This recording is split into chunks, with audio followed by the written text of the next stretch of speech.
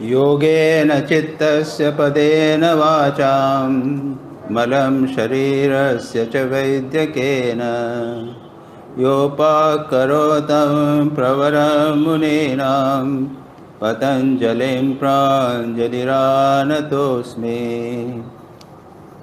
हम लोगों ने पिछले शनिवार को पतंजलि योग सूत्र का प्रारंभ किया था और उसमें इंट्रोडक्शन हुआ था। इंट्रोडक्शन यानी कुछ मूलभूत बातें, पतंजलि कौन है, योग सूत्र तो मैंने कहा था योग का क्या अर्थ है, और फिर मैंने कहा था सूत्र का क्या अर्थ है।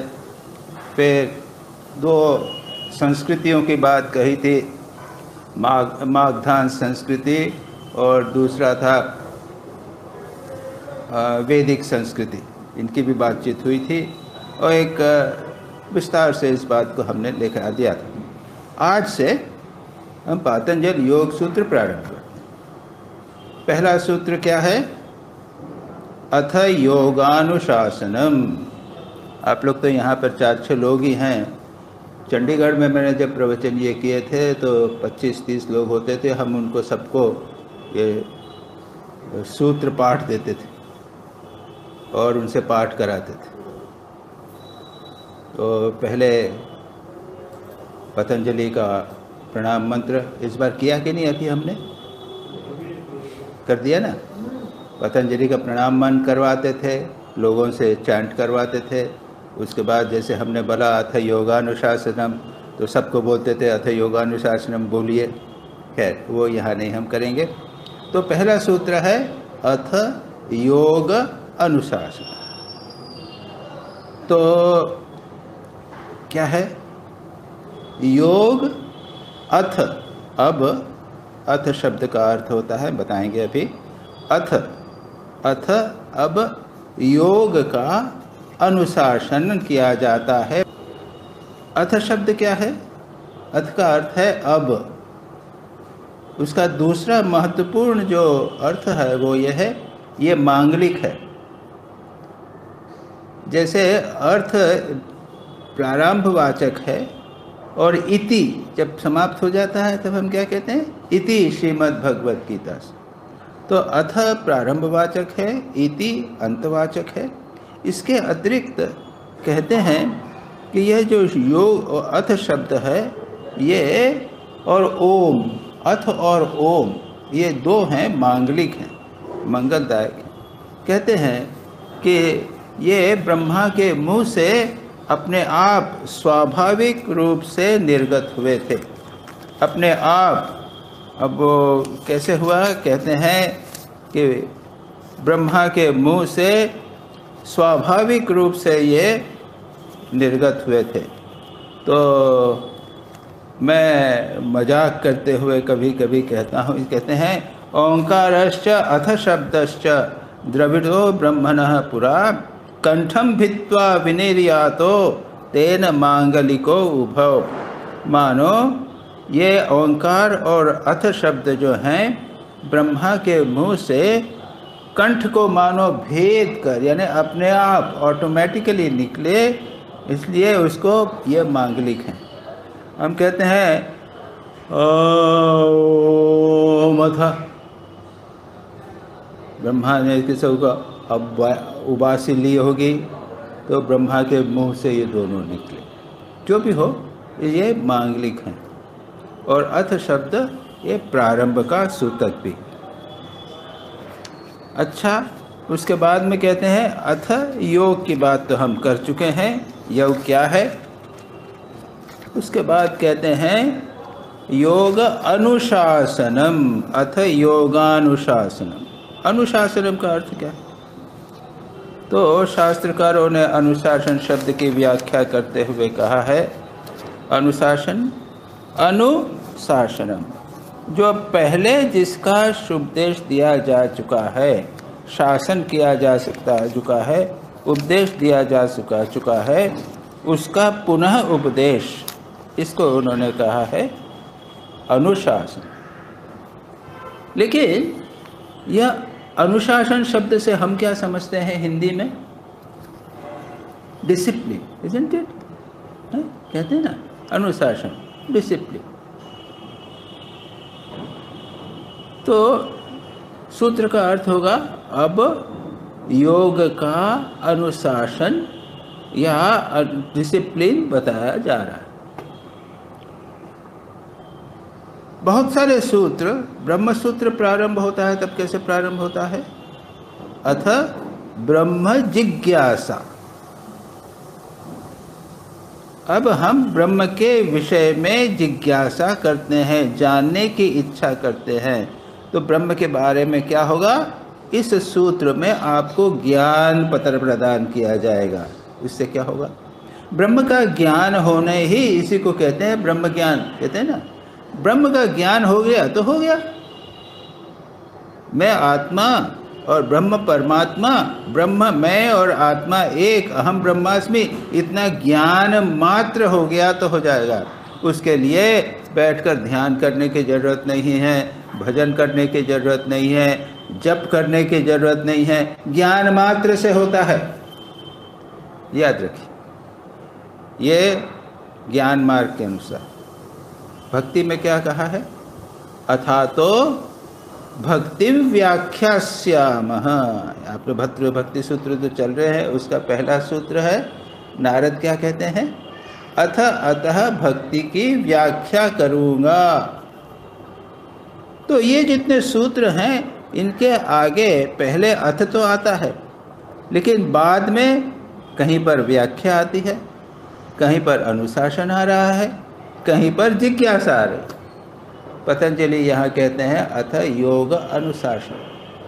और भले ही शास्त्रकारों ने अनुशासन का अर्थ लिया है कि जो पहले कहा गया था वो कहा गया जा रहा है, लेकिन मैं समझता हूँ कि यहाँ पर इसका जो अर्थ अनुशासन से जो हम अर्थ लेते हैं, डिसिप्लिन, एक नियमबद्धता इत्यादि, ये अर्थ लेना अच्छा, बहुत अच्छा। तो अब पतंजलि कहते हैं कि हम आपको योग का अनुशासन बताएंगे, कैसे जीवन यापन करना चाहिए योग का। और हमने योग की कई प्रकार की परिभाषा में कही थी, और मैंने कहा था कि स्वामी विवेकानंद का कहना है कि मन पर ऐसा नियंत्रण होना चाहिए कि एक क्षण में वो ध्यान में डूब जाए और दूसरे क्षण में जाकर जगत का कल्याण करे, प्रवचन करे, या फिर खेत में काम कर सके, या फिर पुनः ध्यान में डूब जावे। ऐसी मन की क्षमता होनी चाहिए। ये योग की परिभाषा हमने कही। लेकिन प्राप्त कैसे होगा? प्राप्त करने के लिए अनुशासन पालन करना पड़ेगा। और अनुशासन कितना पालन करना पड़ेगा? जैसा पतंजलि ने कहा है, यम, नियम, आसन, प्राणायाम, प्रत्याहार, धारणा, ध्यान, ये सब इसका पालन करना पड़ेगा। केवल इतना नहीं। अनुशासन यानी डिसिप्लिन, इसका अर्थ होता है संयम। याद रखिए, बिना संयम के कोई डिसिप्लिन, कोई अनुशासन नहीं हो सकता। हम लोग संन्यास के बाद, यानी 1980 की बात कर रहा हूँ, संन्यास के बाद हम लोग पूज्यपाद स्वामी निर्वाणानंद जी महाराज जो वाइस प्रेसिडेंट थे उनका प्रणाम करने के लिए गए। हम 8-10 सन्यासी थे, एक साथ प्रणाम करने के लिए प्रणाम किया। जब खड़े हुए तब उन्होंने एक बहुत महत्वपूर्ण बात कही थी। उन्होंने कहा था, तुम लोगों को मैं एक बात करता हूँ, सदा याद रखना, अपने जीवन में सभी प्रकार से संयम का आचरण करना। सब दिक दिए संयमेर आचरण करबे। एग्जैक्ट शब्द मुझे बंगाली के याद नहीं है, लेकिन क्या सब दिक दिए संयमेर आचरण कर ले, ना होले तुमरा संघेर और निजेर अशेष अकल्याण करबे। अगर तुम अपने जीवन में संयम का आचरण नहीं करोगे सब प्रकार से, तो आप स्वयं के और संघ का बहुत अकल्याण करें। तो संयम कहाँ? मैं बैठा हूँ तो मुझे संयम का अभ्यास करना है। मेरा हाथ पैर हिल रहे हैं, इधर उधर देख रहा हूँ, ये संयम नहीं हुआ। मैं पढ़ रहा हूँ तो संयम का आचरण करूँगा, मैं चलते हुए संयम का आचरण करूँगा, मैं अपने कमरे को ठीक से रखूँगा। प्रत्येक स्तर पर जीवन के संयम का आचरण करना अत्यंत आवश्यक है। और पुनः इस संबंध में आप लोगों को मेरा एक अनुभव पूज्यपाद स्वामी हितानंद जी महाराज, जो बेलूर मठ के मुख्य पुजारी थे, उनके बारे में बता। मैं ट्रेनिंग सेंटर में था, उनके पास जाया करता था, कुछ उनके संस्मरण मैंने लिख रखे हैं। उनकी पूजा देखने लायक थी। बेलूर मठ में जब पूजा करते थे तो ऐसा लगता था कि वो और ठाकुर हैं और कोई नहीं है। बेलूर मठ में तो जो मंदिर है वो सब तरफ से, तीन तरफ से खुला हुआ है ना। यहाँ पे भी मंदिर है, सामने से खुला है, एक तरफ से बाईं तरफ से खुला हुआ है, लेकिन बाकी उस तरफ तो बंद है। बेलूर मठ में तो तीन तरफ से मंदिर खुला है और वो खुला रहता है। लोग बैठे हैं, जाते आते रहते हैं। पुजारी भी सामने बैठकर, सामने ठाकुर की मूर्ति है, पूजा कर रहा है, तो आसपास के लोग भी दिखेंगे। हितानंद जी पूजा कर रहे हैं, मैं देख रहा हूँ, मैं पास में बैठा हुआ हूँ, बाहर बैठ के देख रहा था। उनको लग रहा है, जैसे मुझे लग रहा है कि केवल ठाकुर हैं और वे हैं, और किसी प्रकार किसी और उनकी दृष्टि नहीं जाती। बिल्कुल पूर्ण रूप से एकाग्र।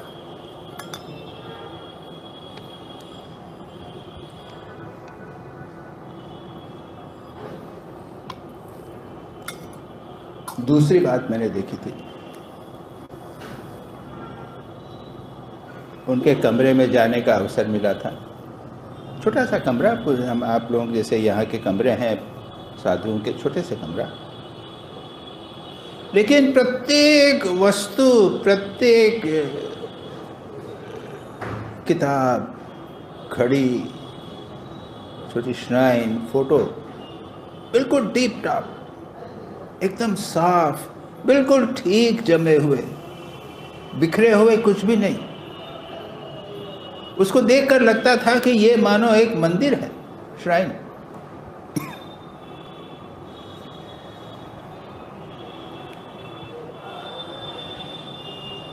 यहाँ पे फैन को, उसको आप एक पे कर दो जरा, एक कर दिया।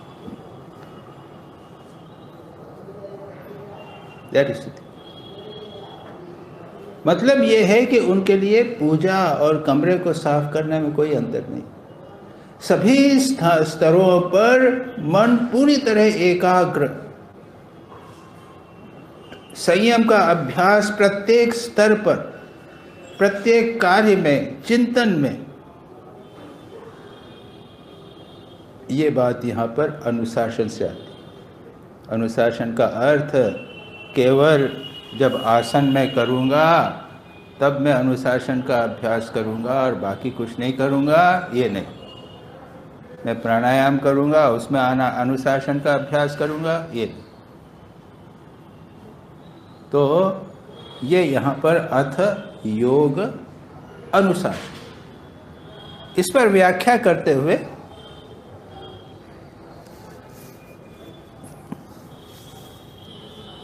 भाष्यकार व्यासदेव कहते हैं योग समाधि।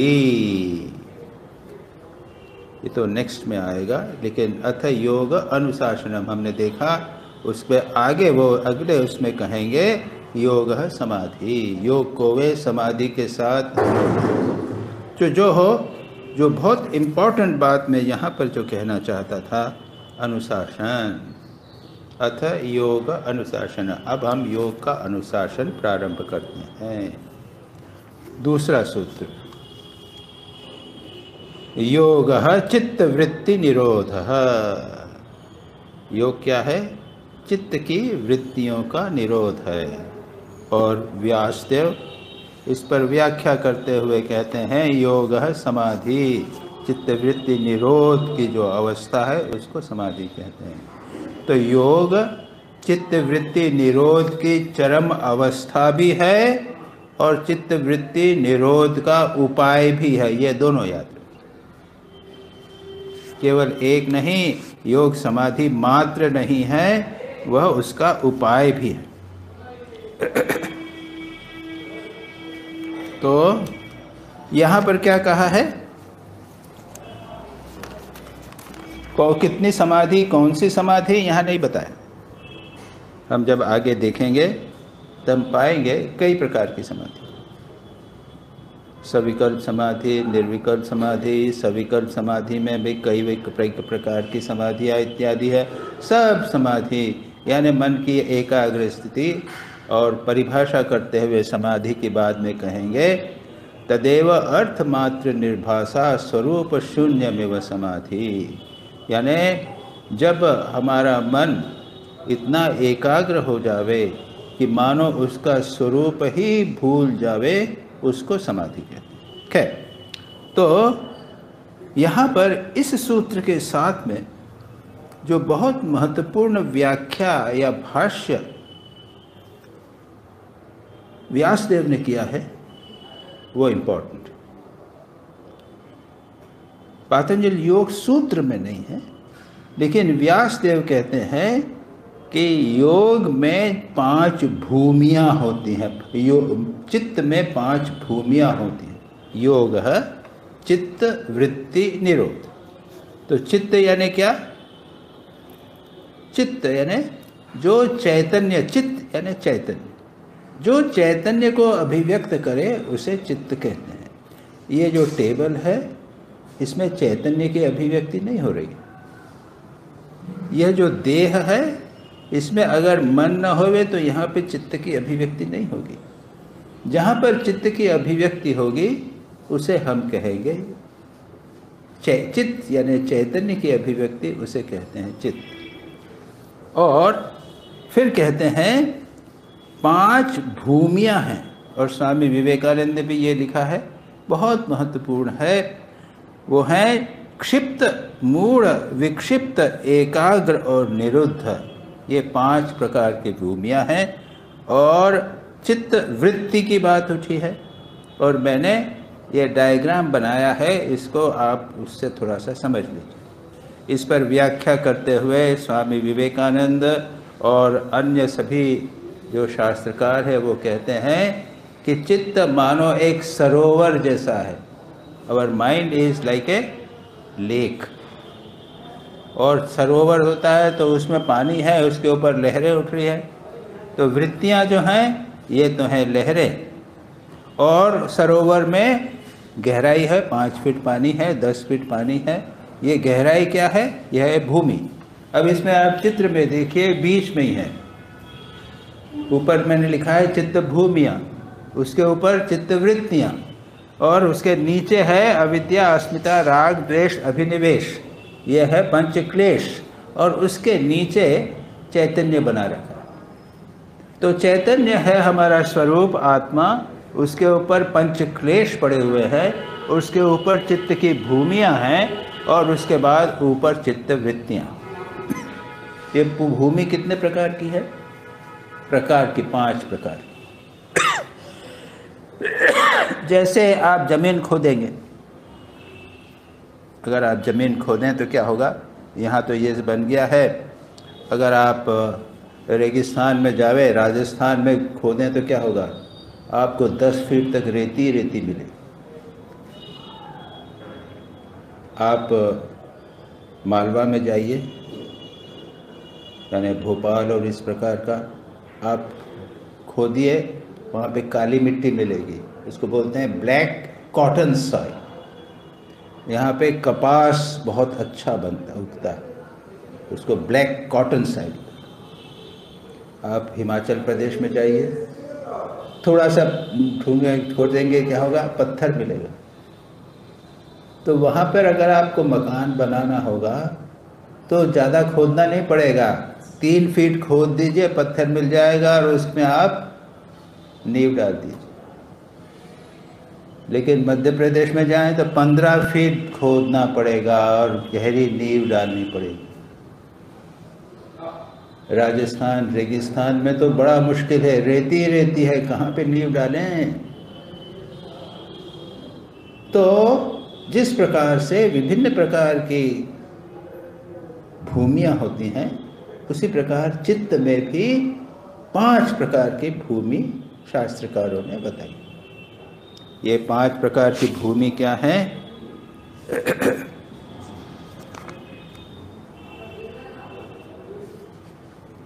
क्षिप्त, मूढ़, विक्षिप्त, एकाग्र और निरुद्ध। ये एक बहुत महत्वपूर्ण कंसेप्ट है,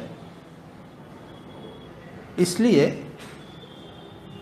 कि चित्तवृत्ति निरोध या योग का अभ्यास जब करना है तो वृत्ति निरोध तो चित्त के ऊपर चेतन मन पर जो वृत्तियां उठ रही है उसका निरोध कर लिया। याद रखिए, चित्तवृत्ति निरोध। और कहा भी है किया जा सकता है।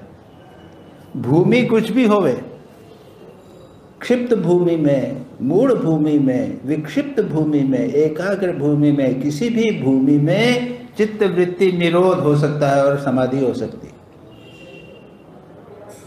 लेकिन क्षिप्त भूमि, क्षिप्त यानी चंचल मन, रजोगुणी मन, चंचल मन, हम लोगों का सबका मन जो है क्षिप्त, या फिर हम दूसरा देखेंगे विक्षिप्त। दूसरी भूमि है मूढ़। मूढ़ हिंदी इंग्लिश में बोलेंगे डल, लेकिन और इस प्रकार कहा जाए तो क्षिप्त भूमि है रजोगुणी भूमि, मूढ़ भूमि है तमोगुणी भूमि। एक व्याख्या मैंने ये भी देखी कि मूढ़ यानी काम कांचन जिसमें भरा हुआ, क्षिप्त है उसमें कई चीजें हो जाएंगी, काम कांचन यानी और भी गहरा, जिसे हम कहेंगे कि वो तमोगुण में डूबा हुआ। तो पहले क्षिप्त क्यों कहा, फिर मूढ़ कहा? इसे जो डेफिनेशन या व्याख्याएं दी है उसमें है क्षिप्त, मूढ़, विक्षिप्त, एकाग्र, निरुद्ध।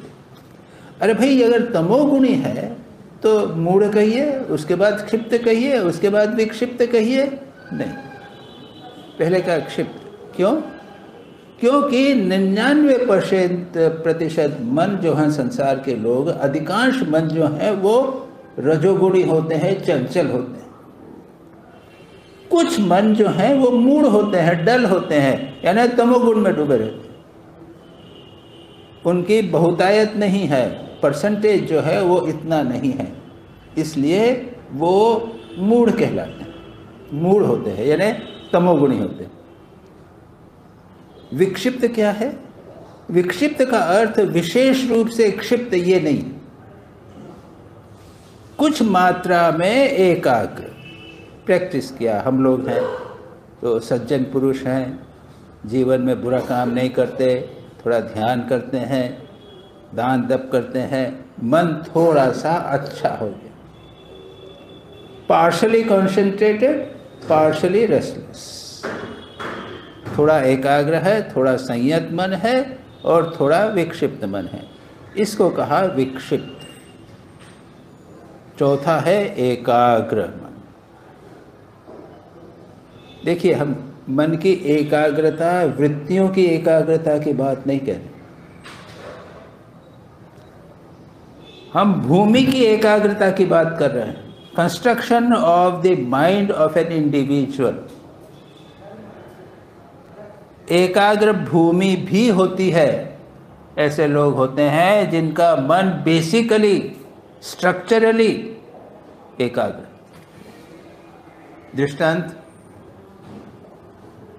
स्वामी विवेकानंद हम देख चुके हैं, जहां मन को लगाते थे वो एकाग्र हो जाता था। इसके हमने दृष्टांत पिछली बार दिए थे। किताब पढ़ रहे हैं तो पूरी तरह एकाग्र हो गए, ध्यान कर रहे हैं तो ऐसे एकाग्र हो गए कि मच्छर बैठ गए शरीर पर, पता नहीं चला। और छर्रे की बंदूक से निशाना लगा रहे हैं, गोल्फ खेल रहे हैं, सब में एकाग्र। यानी his mind, the structure of the mind, उनकी भूमि, चित्त की भूमि जो है वो एकाग्र। और फिर कहते हैं एक निरुद्ध भूमि भी होती है। देखिए, निरोध, चित्त वृत्ति निरोध की बात है, समाधि की बात है, समाधि लक्ष्य है, तो एकाग्र भूमि में समाधि आसानी से हो जाएगी, ये समझा जा सकता है। लेकिन एक ऐसी भूमि भी है जिसे निरोध भूमि कहें, और वो श्री रामकृष्ण का श्रेष्ठतम दृष्टांत। ऐसा दृष्टांत और कहीं नहीं मिलेगा। और अगर श्री रामकृष्ण नहीं होते तो इसको समझना अत्यंत कठिन होता। कैसे समझेंगे? अरे श्री रामकृष्ण का तो स्वभाव ही समाधि है ना। बैठे हैं तो समाधि, चलते हुए समाधि, नृत्य करते हुए समाधि, यानी he is the construction of his mind. The भूमि उनकी जो है वो निरुद्ध। अब प्रश्न ये है कि एकाग्र मन में समाधि होगी तो ये तो समझा जा सकता है, निरुद्ध मन की तो बात छोड़ ही दीजिए। लेकिन क्षिप्त, मूढ़ और विक्षिप्त, ये तीन प्रकार की जो भूमियां हैं, इनमें क्या समाधि होती है? मैंने कहा हाँ होती है। हम लोगों का चित्त विक्षिप्त है, क्षिप्त है, जो भी हो, मूढ़ है। अगर हम समाधि करें तो समाधि क्या है? चित्त वृत्तियाँ, कॉन्शियस माइंड में उठ रही वेव्स जो हैं उसको कंट्रोल करना, ये चित्त वृत्तियाँ बात कही। भूमि की बात अभी नहीं कर रहे, तो हमें भी समाधि हो जाएगी। लेकिन शास्त्रकार कहते हैं कि जो समाधि क्षिप्त, मूढ़ और विक्षिप्त मन में होती है वो योग में सहायक नहीं होती है, संसारिक कार्य में भय सहायक हो जाए। और एक बड़ा अच्छा दृष्टांत देते हैं जयद्रथ का। जयद्रथ जानते हैं, महाभारत का कथा है। जयद्रथ जब पांडव वनवास में थे, जयद्रथ उधर से जा रहा था, उसने द्रौपदी को देखा, मोहित हो गया, द्रौपदी को लेके भाग गया। तो पांडवों ने क्या किया? उसको पकड़ा, और पकड़कर क्या किया कि ये हमारा तो ये तो साला लगता है या क्या लगता है ना, वो हमारी कज़िन सिस्टर का हस्बैंड है या ऐसा है, तो इसको मारेंगे नहीं, इसका दंड तो ऐसा है कि इसको मार डालना चाहिए। लेकिन क्या करेंगे? इसके जटा रख दो, क्या करो, उसके मुंडन करके उसमें पांच चोटियाँ रख दो। ये होगा दंड, जो है मृत्यु जैसा दंड है। अगर मुंडन हो जाएगा तो घर तो जा नहीं सकेगा। और अगर एक सभ्य व्यक्ति हो, गृहस्थ क्षत्रिय हो, उसका मुंडन, अच्छा ब्राह्मण जो है वो तो मुंडन करता और एक शिखा रखता है, तो ये जो है इसके मुंडन जब जा नहीं सकेगा, ये इसको मृत्यु दंड से बराबर हो जाए। ये कर दिया। अब जयद्रथ समझ लीजिए उसकी क्या स्थिति हो। घर गया नहीं, जंगल में चला गया, कुटिया बना के उसने तपस्या की। मालूम है ना, मन को एकाग्र किया, समाधि हो गई, शिव जी को उन्होंने दर्शन प्राप्त किया। समाधि हो गई, शिव जी का दर्शन हुआ, लेकिन योग तो नहीं हुआ ना। ये अपना उद्देश्य पूर्ति करने के लिए उसने कहा कि मैं पांडवों को नाश करूं। शिव जी ने कहा ऐसा नहीं हो सकता, तुम एक दिन है, यही तो है ना कथा, देश जीवन में केवल एक दिन उनको युद्ध में हरा सकोगे और नहीं हरा सकोगे। उन लोगों में पर्याप्त गुण है, पर्याप्त पुण्य है, तुम नहीं कर सकते, उन बहुत तपस्या की होगी। तो ये दृष्टांत क्या कहता है? क्षिप्त विक्षिप्त मूढ़ मन में एकाग्र तो हो सकते हैं, उसमें समाधि हो सकती है, लेकिन वो योग के लिए उपयोगी नहीं। तात्पर्य यह है कि एक व्यक्ति, एक क्षत्रिय हो, एक फिलोसोफर हो, या आप कहिए एक बिजनेसमैन हो, अगर वो मन को एकाग्र करता है तो जो कार्य करेगा उसमें वो सफल होगा, उसकी समाधि जो होगी उस कार्य में उसे सफल करेगी। बस योग उसको नहीं। तो ये हुआ 3 प्रकार की ये समाधि। अब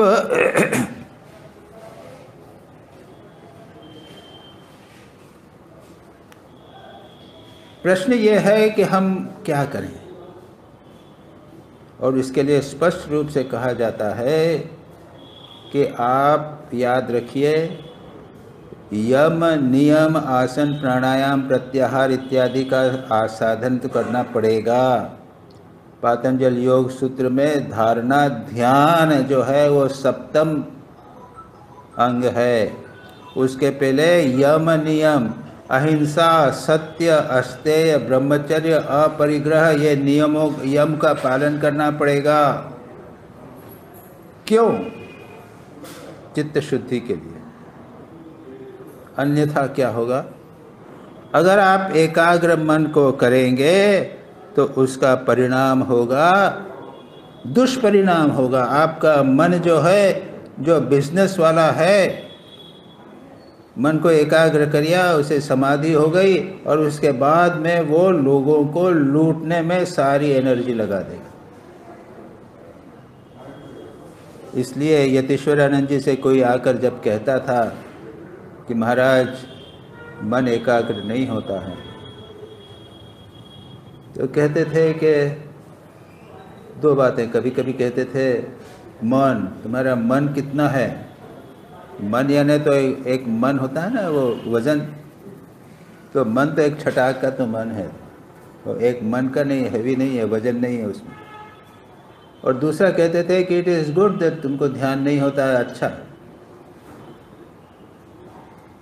एक तो ये है कि तुम्हारे ध्यान मन में दम नहीं है, और दूसरा ये है कि तुम्हारा मन जो है बहुत बुराइयों से भरा हुआ है। अगर आपका मन एकाग्र हुआ तो आपकी बुराइयां बढ़ जाएंगी।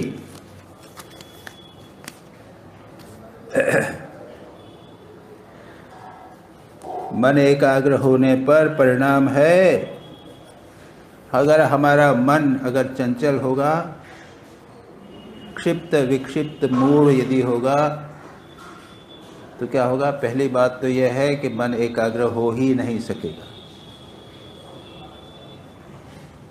अधिक प्रयत्न करने लगेंगे तो क्या होगा? वो स्क्रू ढीले हो जाएंगे, दिमाग खराब हो जाएगा।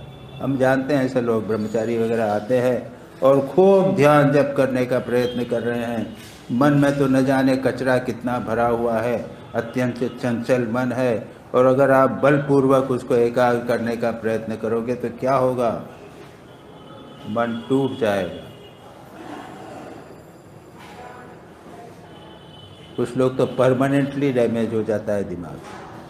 मैं एक व्यक्ति को जानता हूँ, रायपुर में एज ए ब्रह्मचारी ज्वाइन किया और खूब करने का प्रयत्न किया, परमानेंटली स्थायी रूप से मानसिक विकृति हो गई।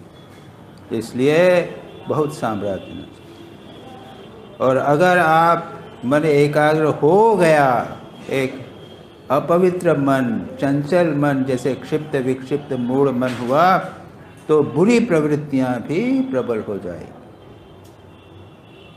इसलिए कीजिए, हम देखेंगे सरल उपाय है भगवान के नाम का जप करना, उसके अर्थ का चिंतन करना, ये सब धीरे धीरे हम देखने का प्रयत्न करेंगे। लेकिन one has to be very very careful. अब मैंने ये संक्षेप में आपको बताया, इसके साथ में मैंने कुछ डायग्राम्स और बनाए। पहला तो आपको बता दिया ये चित्त भूमियाँ, अविद्या, अभिनिवेश, द्वेष, राग, अस्मिता, ये जो 5 क्लेश हैं ये अभी नहीं बोलेंगे, लेकिन उसके साथ में वेस्टर्न साइकोलॉजी, पाश्चात्य मनोविज्ञान जो चित्त की भूमियाँ उधर क्या बताते हैं वो बताते। हमने तो चित्त भूमियाँ, पतंजलि ने 5 प्रकार की भूमियाँ बता दी। लेकिन पाश्चात्य मनोविज्ञान ने बड़ी अच्छी बात कही। देखिए, हम ये नहीं समझते हैं कि हम मन को एकाग्र कर लेंगे। हमारे मन में क्या क्या सब भरा हुआ है। मैं अपने संस्कार लेकर आया हूँ, आप अपने संस्कार लेकर आए हैं। बचपन से हम जैसे बड़े हुए हैं उसके अनुसार हमारा मन बना हुआ है। और इसको पाश्चात्य मनोविज्ञान ने कहा है, पहला है कॉन्शियस लेवल, हम चेतन मन को जानते हैं। दूसरा है प्री कॉन्शियस लेवल, चेतन मन में आने के पहले हमारे मन में कुछ बातें विचार उठते रहते हैं, उठने वाले हैं, मन में आने वाले हैं। नहीं, या सावधान रहेंगे तो पता चल जाएगा। या फिर कुछ बात कॉन्शियस हुई और उसके साथ में साथ मन जो है वो कुछ करता रहता है, दूसरी चीज़ सोचता रहता है। या फिर वो निर्णय कर रहा है कि स्वामी जी बोल रहे हैं, ठीक बोल रहे हैं या नहीं बोल रहे हैं। और कुछ यानी सब प्री कॉन्शियस, कॉन्शियस लेवल के नीचे जो मन है वो एक मन कार्य करता रहता है। इसको हम कभी कभी पकड़ सकते हैं। उसके बाद कहते हैं अनकॉन्शियस लेवल, अचेतन मन है, वो पड़ा हुआ है, वो कॉन्शियस लेवल पे नहीं आ रहा है, प्री कॉन्शियस पे भी नहीं आ रहा है। अचेतन मन में बहुत सारी बातें भरी हुई हैं। मैं सन्यासी हूँ तो मेरा अचेतन मन किसी प्रकार से बना हुआ है। आप गृहस्थ हैं, आपका अचेतन मन जो है वो बना हुआ है। इसको कहते हैं अनकॉन्शियस मन। उसके बाद में है, ये हुआ पर्सनल अनकॉन्शियस। मैं बचपन में कैसे से बना हुआ हूँ, बढ़ा हुआ हूँ, वो मेरा पर्सनल अनकॉन्शियस है। लेकिन ये कहते हैं कि उसके पीछे एक और है, वो फैमिली अनकॉन्शियस। मैं जिस परिवार में बड़ा हुआ हूँ उस परिवार के संस्कार मेरे मन में पड़े हुए हैं। मेरे खुद का संस्कार है, बचपन के संस्कार शुरू से लेके पड़े हुए हैं, और परिवार के संस्कार।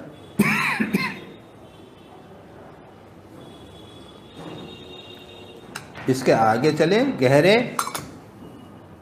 Racial unconscious, race.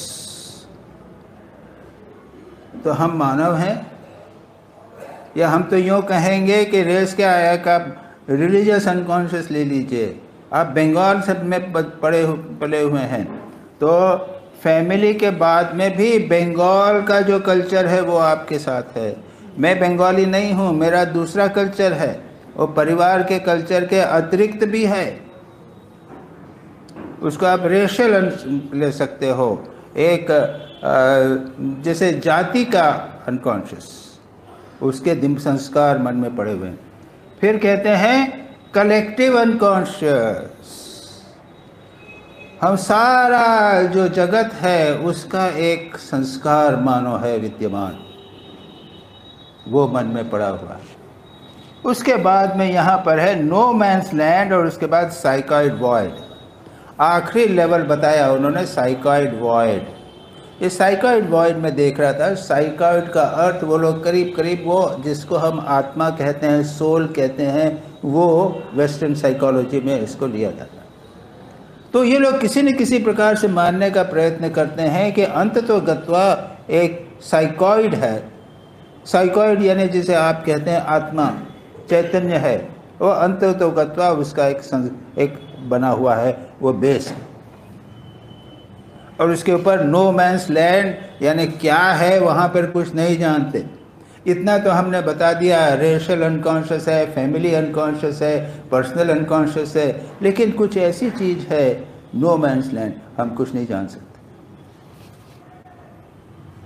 तो पाश्चात्य मनोविज्ञान ने ये सारी बात कही है। और जब कभी व्यक्ति आता है अपने उनके पास में उसका एनालिसिस करने के लिए, साइको एनालिसिस करने के लिए, तो गहराई में जाके पता लगा लेते हैं कि ये उसके रेशियल अनकॉन्शियस के कारण है, ये उसके फैमिली के कारण है। इस तरह से उनके पास में एक जिसे कहते हैं ना कि एक ढांचा होता है, उसके माध्यम से वो मन को समझने का प्रयत्न करना है। बड़ी अच्छी बात है। सच पूछा जाए तो ये हमको तो हमारे पातंजल योग सूत्र में तो 5 प्रकार की 5 भूमियाँ बता दी, लेकिन वेस्टर्न साइकोलॉजी में ये बताया।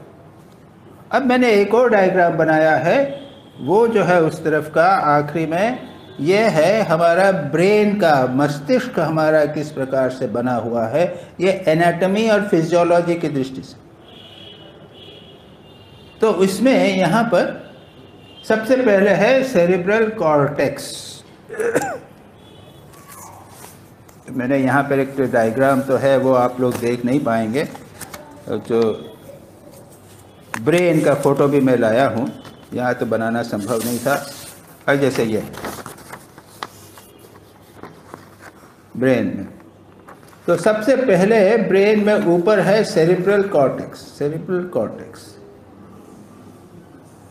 यह है इंटेलेक्ट का स्तर, यह है हमारा चिंतन विचार करने का स्तर है। मैंने लिखा है इंटेलेक्ट है, और ये इंटेलेक्ट का जो स्थान है वो सेरिब्रल कॉर्टेक्स। अब ये इसमें याद रखिए कि जितना मानव में जब आप आते हैं तो यहाँ पर सेरिब्रल कॉर्टेक्स बड़ा हो जाता है, जानवरों में सेरिब्रल कॉर्टेक्स छोटा। वो भी सोचते हैं, प्लान करते हैं। बिल्ली प्लान करेगी कि मुझे कहाँ जाना है, कहाँ चूहा होगा, मैं कैसे जाऊँ, ये सेरिब्रल कॉर्टेक्स से वो सोच रही। हम भी सारा प्लान करते हैं, हमने ये लेक्चर देना है तो कैसे देना है, उसको सब किया। आप लोग जो सुन रहे हैं ये सब सेरिब्रल कॉर्टेक्स से हो रहा है। यह है बुद्धि का स्थान या इंटेलेक्ट का स्थान। उसके बाद मैंने क्या कहा है, इमोशंस। हमारा उच्चतम स्तर है मानव का है बुद्धि,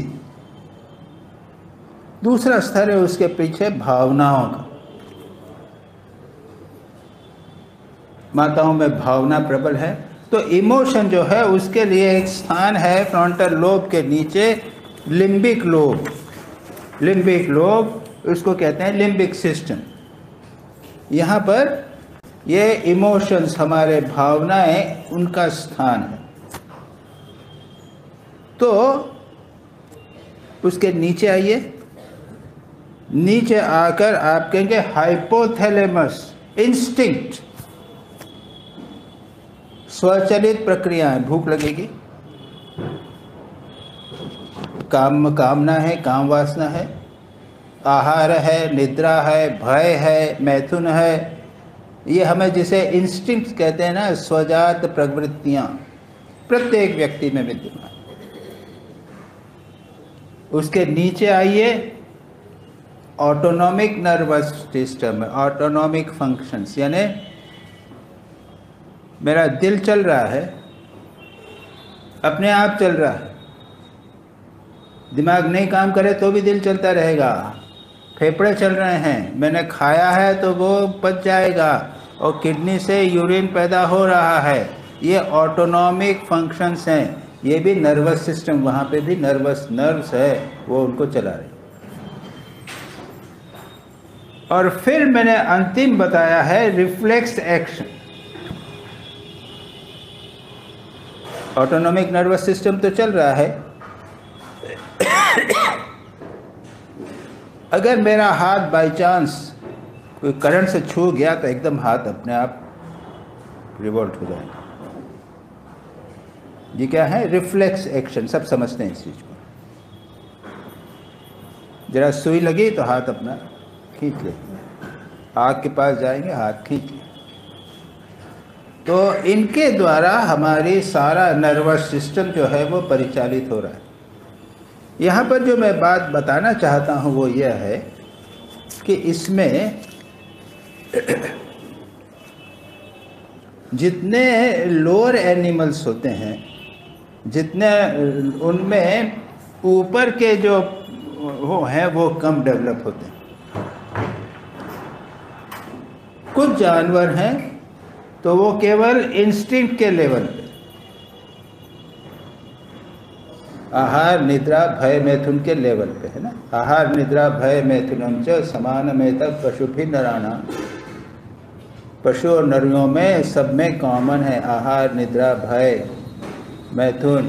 तो ये सब लोग, कुछ मानो सांप है, बिल्ली है, तो ये इंस्टिंक्ट के लेवल पे।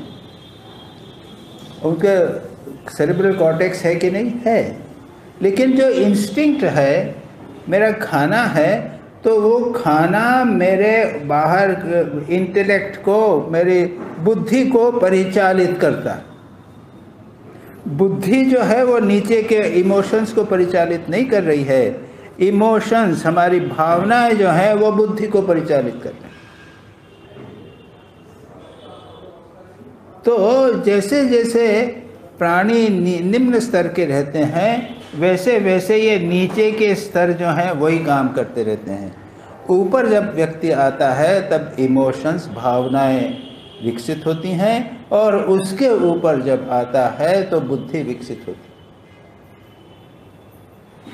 है। ये एक, इसलिए मैंने कहा कि हम जब यहाँ पर इस स्तर पर देखते हैं चित्त की भूमियाँ 5 प्रकार की है, तो उसी प्रकार से वेस्टर्न साइकोलॉजी या एनाटॉमी फिजियोलॉजी के अनुसार इस प्रकार के स्तर विद्यमान। ये सारे के सारे स्तर प्रत्येक मानव में है, और इनके अनुसार हम हमारे चित्त भूमियों का नियंत्रण है अच्छी तरह समझ सकते हैं। हमारा उद्देश्य क्या है? यथासंभव सेरेब्रल कॉर्टेक्स या बुद्धि द्वारा परिचालित होना। अगर भावना द्वारा परिचालित होवे तो शुभ भावनाएं होवें, जगत कल्याण की भावना होवें, वासनाएं न होवें, भगवान की ओर लगाई हुई वासनाएं होंगे, इस प्रकार की भावनाएं होवें। और उसके नीचे के स्तर पर यथासंभव हमें नहीं आना चाहिए। आहार निद्रा भय मैथुनम में पड़े रहे और उसके द्वारा सारा जीवन परिचालित होता रहे, तो ये हम किस लेवल पे है, किस स्तर पर रह गए? हम इंस्टिंक्ट के लेवल पे हो गए, हाइपोथैलेमस के लेवल पे हो गए। यहाँ पर है, ये ऊपर है फ्रंटल लोब, उसके बाद लिम्बिक सिस्टम, उसके बाद हाइपोथैलेमस, उसके बाद में ऑटोनॉमिक फंक्शन, और उसके बाद स्पाइनल कॉर्ड। तो ये मानव के शरीर में, मस्तिष्क में भी इस प्रकार की बातें बनी हुई। तो ये मैंने सोचा कि ये जब हम बुद्धि की वृत्तियों के बारे में, भूमियों के बारे में बात कर रहे हैं, तो थोड़ा सा हम अपने मन को भी समझने में, पाश्चात्य मनोविज्ञान की दृष्टि से और आधुनिक फिजियोलॉजी की दृष्टि से, और पाश्चात्य मनोविज्ञान की दृष्टि से भी जब हम देखते हैं तो लगता है बाप रे कितना सब भरा हुआ है। केवल चित्तवृत्ति निरोध मात्र से नहीं होगा, हमें अपने समग्र जीवन को परिचालित करना होगा इस तरह कि हमारी इंस्टिंक्ट्स कम हो जावे, भावनाएं कम हो जावें, हमारे राग द्वेष इत्यादि कम हो जावें, और यह जो भरा हुआ है हमारे मन में, अचेतन मन में, ये जो अनकॉन्शियस है, पर्सनल अनकॉन्शियस, फैमिली अनकॉन्शियस, उसको हमें धीरे धीरे नियंत्रित करना है और नए संस्कार डालना है। एक बहुत महत्वपूर्ण बात है। इसलिए इसका मतलब ये हुआ कि केवल चित्त वृत्ति निरोध ये पर्याप्त नहीं है। और जैसा मैंने अभी कहा था हितानंद जी महाराज का, उनका तो सारा जीवन जो है वो योग, और योगी का भी सारा जीवन योग है। क्यों? उसको तो अपने सारे सबकॉन्शियस माइंड को, समग्र जीवन को परिवर्तित करना। तो one has to be very very careful, हमें अत्यंत सावधान रहना चाहिए और इस प्रकार का जीवन व्यतीत करना चाहिए कि हमारा समग्र अचेतन मन परिवर्तित हो जाए। और भूमि का अर्थ है सारा अचेतन मन, और अचेतन मन कितने प्रकार के हैं ये भी इस दृष्टि से हमने समझने का प्रयत्न। तो ये हुआ योग चित्त वृत्ति निरोध, ये हुआ ना। उसके बाद आगे क्या कहते हैं? तदा द्रष्टु स्वरूपे अवस्थान।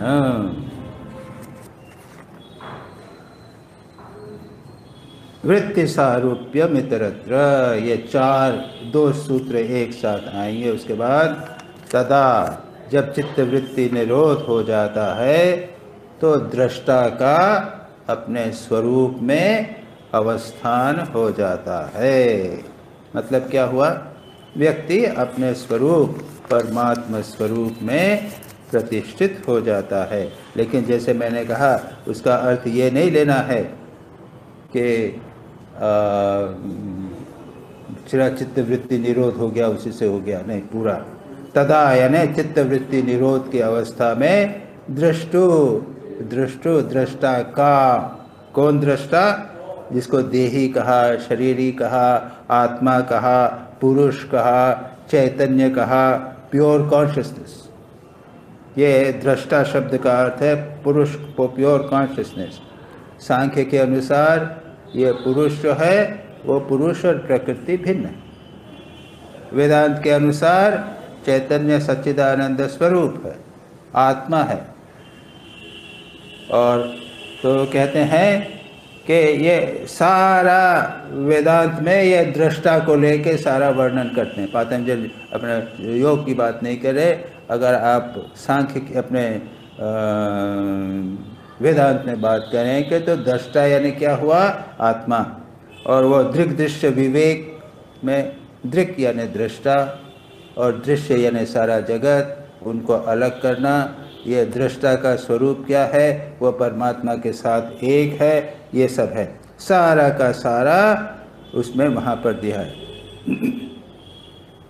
तो दृष्टा यानी, एक और डायग्राम है, ये नीचे देखिए। इसमें क्या है? ये कोष बने हुए हैं,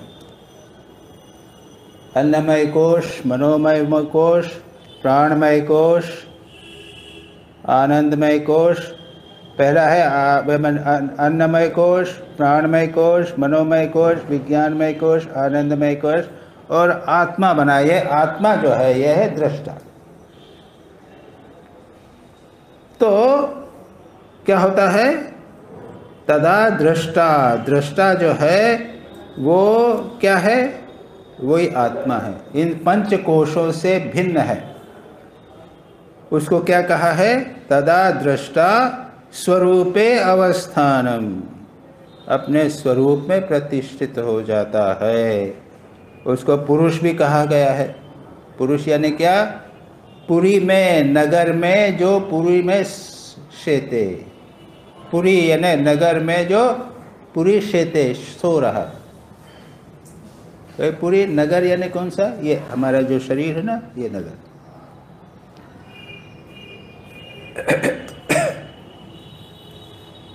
श्रीमद् भागवत में ये पुरुष शेते है ना, पुरुष है ना, तदा दृष्टा, यहाँ पे दृष्टा है और पुरुष शब्द भी आएगा। पतंजलि योग सूत्र में ये पुरुष शब्द आता है। ये पुरुष जो है, तो वहाँ पर पुरंजन नामक एक राजा की कहानी। पुरंजन यानी पुरी में जो रहता।